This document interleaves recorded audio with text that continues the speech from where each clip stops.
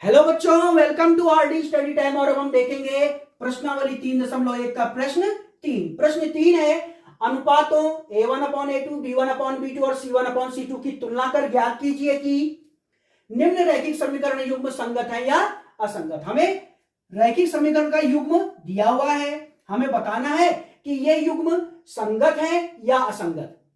तो अगर हमें रैखिक समीकरण का युग्म दिया होता है तो पहली रैखिक समीकरण से हमें a1, b1 और c1 मिल जाते हैं। x का गुणांक a1, y का गुणांक b1 और जो नियत पद है वो c1। और दूसरी रैखिक समीकरण से a2, b2, c2 मिल जाता है। x का गुणांक a2, y का गुणांक b2 और नियत पद c2। इसके बाद हम इनका अनुपात ले आते हैं। अनुपात कैसे लेंगे? a1 अनुपाते a2, फिर b1 अनुपाते b2, फिर c1 अनुपाते c2। अनुपात लाने के बाद इनकी हम करते हैं तुलना। और अगर a1/a2 नॉट इक्वल आता है b1/b2 के, ठीक है, तो इनके द्वारा प्रदर्शित रेखाएं एक बिंदु पर प्रतिच्छेद करती हैं इस तरह से। मैं आपको बता दूं, रेखाएं जितने बिंदुओं पर एक दूसरे को काटेंगी या छुएंगी, यानी एक दूसरे को कट करेंगी या टच करेंगी, उतने ही उसके हल होते हैं। देखिए, ये एक ही बिंदु पर एक दूसरे को काट रही है तो इसका केवल एक हल होगा, और अगर इसका हल है तो ये जो रैखिक युग्म है वो होंगे संगत। अगर a1/a2 बराबर आता है b1/b2 के और बराबर नहीं आता है c1/c2 के, तो रेखाएं कैसी होती हैं? समांतर, इस तरह से।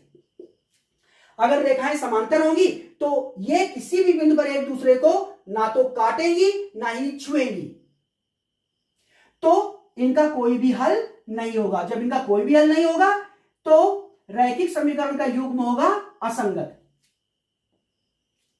अगर a1/a2 बराबर आता है b1/b2 के, बराबर आता है c1/c2 के, तीनों अनुपात बराबर आ जाते हैं, तो रेखाएं संपाती होती हैं। संपाती मींस अगर एक रेखा जो होगी दूसरी वाली रेखा जस्ट उसके ऊपर आएगी, यानी वो हर बिंदु पर एक दूसरे को टच करेंगी, तो उसके तो बहुत सारे यानी अनेक हल होंगे। और अगर उसके हल हैं, अनेक हल हैं, तो ये जो रैखिक समीकरण का युग्म है ये होगा संगत। तो देखते हैं प्रश्न 3 का पार्ट फर्स्ट। देखिए, पार्ट फर्स्ट में जो पहली रैखिक समीकरण है सबसे पहले से व्यापक रूप में बना लो। बराबर के दूसरी साइड को क्या होना चाहिए? 0 बनाओ। यहां पे 3x धन 2y, 5 को बराबर के लेफ्ट हैंड साइड में ले आओ बाई तरफ, तो माइनस हो जाएगा, बराबर 0। ये हो गई रैखिक समीकरण 1। दूसरी रैखिक समीकरण को भी मानक रूप में बना लो, तो बना लेते हैं।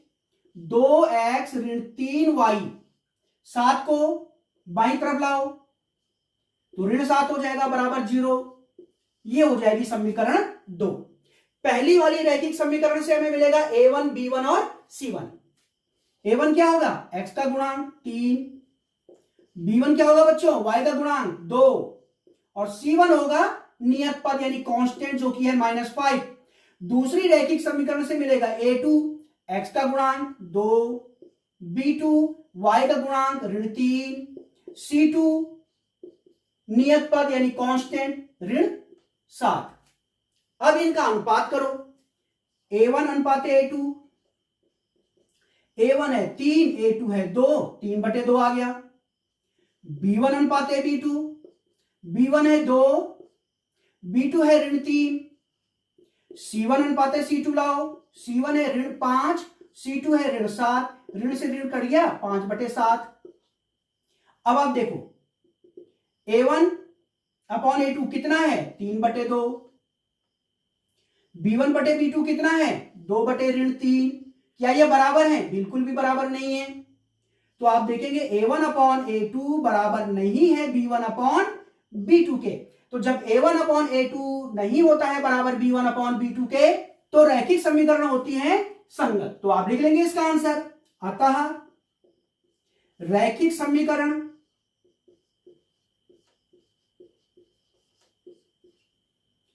संगत होंगी, रैखिक समीकरण संगत होंगी। तो ये था पार्ट फर्स्ट। अब हम देखते हैं अगला पार्ट। अब देखते हैं सेकंड पार्ट। देखिए सेकंड पार्ट में सबसे पहले रैखिक समीकरण के जो युग्म हैं इन्हें हम लिखेंगे मानक रूप में। इस तरह से 2x ऋण 3y, 8 को बाईं तरफ लाएंगे तो ऋण 8 हो जाएगा बराबर 0। यह है रैखिक समीकरण 1। इसी तरह से रैखिक समीकरण 2, 4x ऋण 6y, 9 को लाएंगे बाईं तरफ, ऋण 9 हो जाएगा बराबर 0। ये हो जाएगी रैखिक समीकरण 2। रैखिक समीकरण से a1 मिलेगा जो कि 2 है, b1 ऋण 3, c1 ऋण 8। रैखिक समीकरण 2 से मिलेगा a2 जो कि 4 है, b2 ऋण 6 और c2 है ऋण 9। अब हम इनका अनुपात लाएंगे, a1 अनुपात a2 कितना मिलेगा? a1 क्या है? 2, a2 है 4, 2 एकम 2, 2 दूनी 4, 1/2 आ गया भाई। b1 अनुपात b2, b1 ऋण 3, b2 ऋण 6, ऋण से ऋण कट गया, 3 एकम 3, 3 दूनी 6, 1/2 आ गया भाई। अब c1 और c2 का अनुपात लाएंगे, c1 है ऋण 8 और c2 है ऋण 9, ऋण से ऋण कट जाएगा 8/9।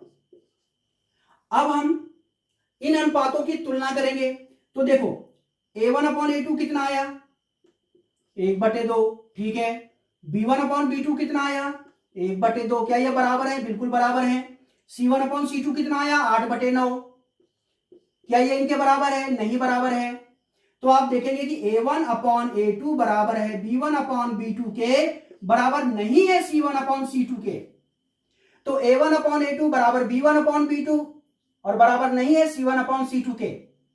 तो रैखिक समीकरणों का युग्म कैसा होता है? असंगत। तो लिख दीजिए आंसर। अतः रैखिक समीकरण का युग्म असंगत होगा।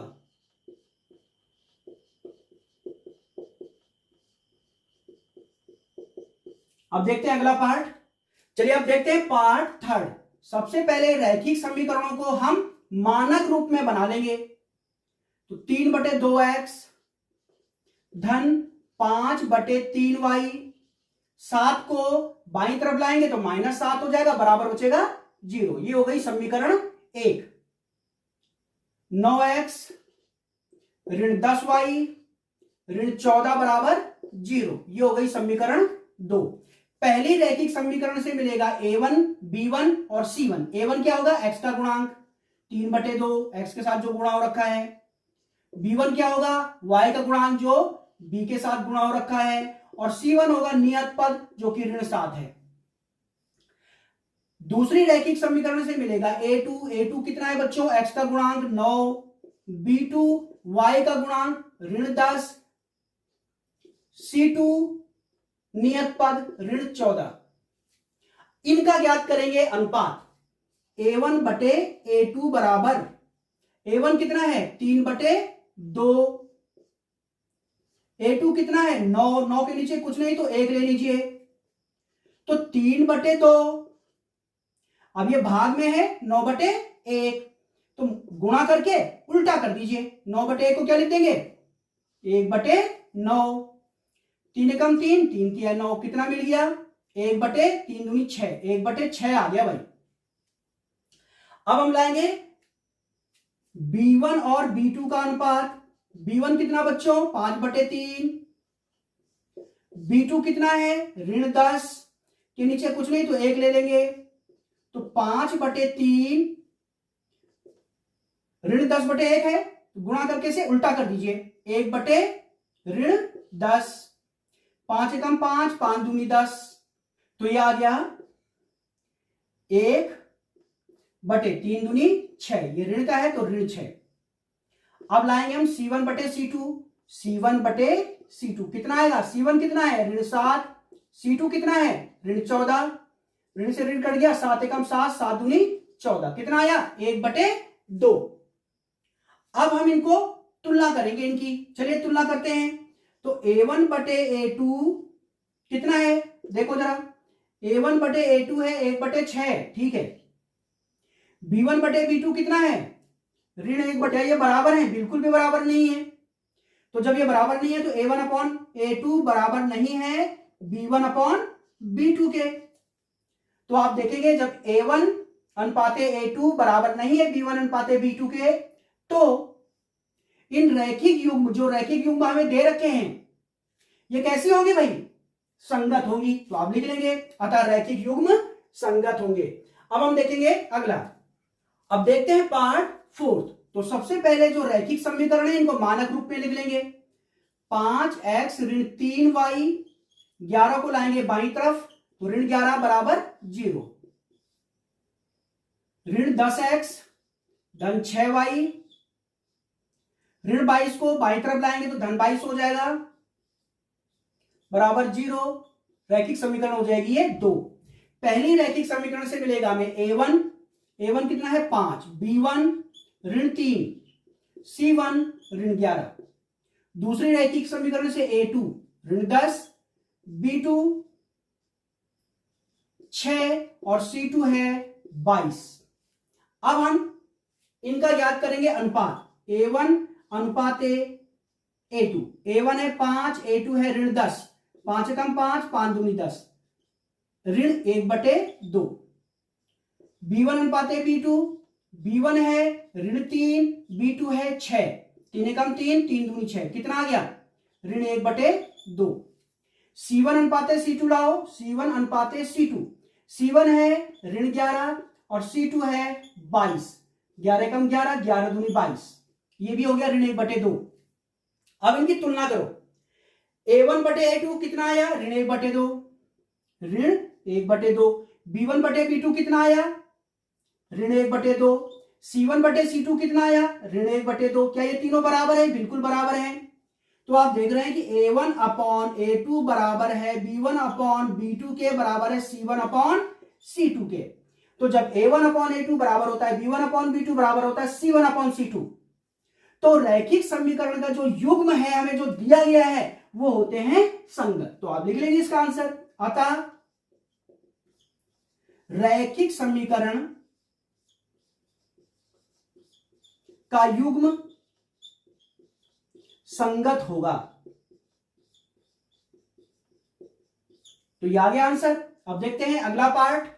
अब देखते हैं पार्ट 5। तो सबसे पहले जो रैखिक समीकरण में दी गई है इसे हम मानक रूप में लिख लेंगे।